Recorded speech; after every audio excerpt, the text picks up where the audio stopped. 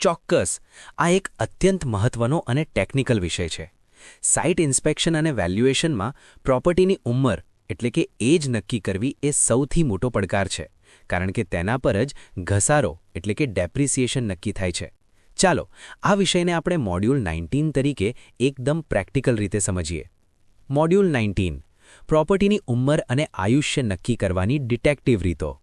મિત્રો, ઘણીવાર પ્રોપર્ટીનો માલિક ખોટું બોલે છે કે આ મકાન તો હજી 5 વર્ષ પહેલાં જ બનાવ્યું છે, પણ વેલ્યુઅર તરીકે તમારે કાગળો અને સાઇટ પરના પુરાવાઓ દ્વારા સાચી ઉંમર શોધવાની છે. આ ઉંમરના આધારે જ તમે નક્કી કરી શકશો કે બિલ્ડિંગ હજી કેટલા વર્ષ ટકશે. 1.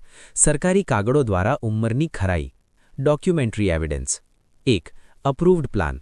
નકશા પર જે તારીખે કોર્પોરેશન કે નગરપાલિકાએ સિક્કો માર્યો હોય તેના 1 થી 2 વર્ષમાં બાંધકામ પૂરું થયું હોય તેમ માની શકાય. BU permission. આ સૌથી પાક્કો પુરાવો છે. બિલ્ડિંગ વપરાશની પરવાનગી જે તારીખે મળી હોય તે જ બિલ્ડિંગનો જન્મદિવસ ગણાય. 3. ટેક્સ બિલ, વેરા બિલ. મ્યુનિસિપલ ટેક્સ બિલમાં ઘણીવાર યર ઓફ કન્સ્ટ્રક્શન અથવા યર ઓફ એન્ટ્રી લખેલું હોય છે. જો જૂના બિલો ઉપલબ્ધ હોય તો તેના પરથી ચોક્કસ વર્ષ જાણી શકાય છે. 4. Electricity connection. વીજળીના મીટર પર અથવા બિલ પર ડેટ ઓફ કનેક્શન જુઓ. સામાન્ય રીતે બાંધકામ પૂરું થતાં જ કાયમી કનેક્શન લેવામાં આવે છે. 2. Physical inquiry. ક્યારેક કાગળો નથી હોતા ત્યારે તમારે ડિટેક્ટિવ બનવું પડે છે. 1. આજુબાજુના પડોશીઓને પૂછો કે આ સોસાયટી ક્યારે બની હતી, તમે અહીં ક્યારથી રહો છો. પડોશીઓ ક્યારેય ખોટું નહીં બોલે. 2. મટીરિયલનો પ્રકાર. જૂના મકાનોમાં પથ્થરનું ચણતર કે ચૂનાનું પ્લાસ્ટર જોવા મળે છે. 20 થી 30 વર્ષ પહેલાં મોઝેઇક ટાઇલ્સ ચાલતી હતી, જ્યારે અત્યારે વિટ્રીફાઇડ ટાઇલ્સ ચાલે છે. આ મટીરિયલ જોઈને તમે દાયકો નક્કી કરી શકો છો. 3. ડિઝાઇન શૈલી, સ્ટાઇલ ઓફ આર્કિટેક્ચર. 1980-90ના દાયકાના મકાનોમાં ઢાળવાળા છાપરા કે મોટા વરંડા જોવા મળતા, જ્યારે અત્યારના આધુનિક મકાનોમાં ગ્લાસ એલિવેશન અને ઓપન ટેરેસ વધુ જોવા મળે છે. 4. સ્ટ્રક્ચરલ સ્થિતિ. બિલ્ડિંગની હાલત તેની ઉંમર બોલે છે. 1. કાટ, કરોઝન.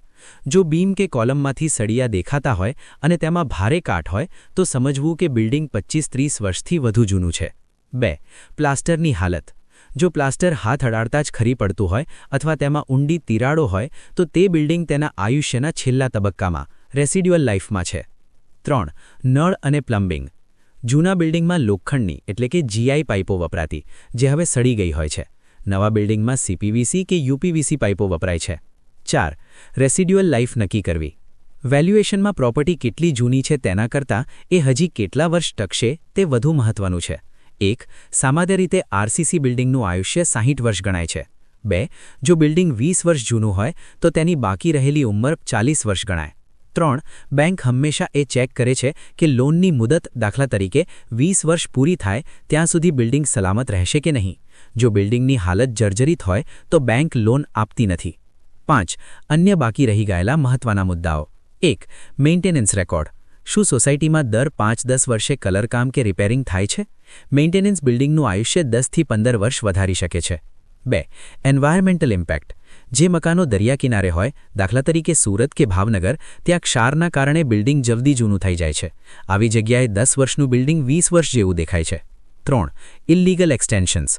શું માલિકે અગાશી પર પતરા નાખીને વધારાનો માળ બનાવ્યો છે? આ વધારાનું વજન બિલ્ડિંગની ઉંમર ઘટાડી દે છે. 6. વિજયી ઉદ્ઘોષ. મિત્રો, હવે તમે પ્રોપર્ટીના જન્મથી મૃત્યુ સુધીના જાણકાર બની ગયા છો. તમારી પાસે હવે એવી નજર છે જે ટેક્સ બિલ અને પ્લાસ્ટરની તિરાડો જોઈને પ્રોપર્ટીનું સાચું DNA શોધી કાઢશે. જ્યારે તમે આટલા પુરાવા સાથે રિપોર્ટ બનાવશો ત્યારે કોઈ તમારી વાતને પડકારી નહીં શકે. તૈયાર છો? ચલો સાહેબ.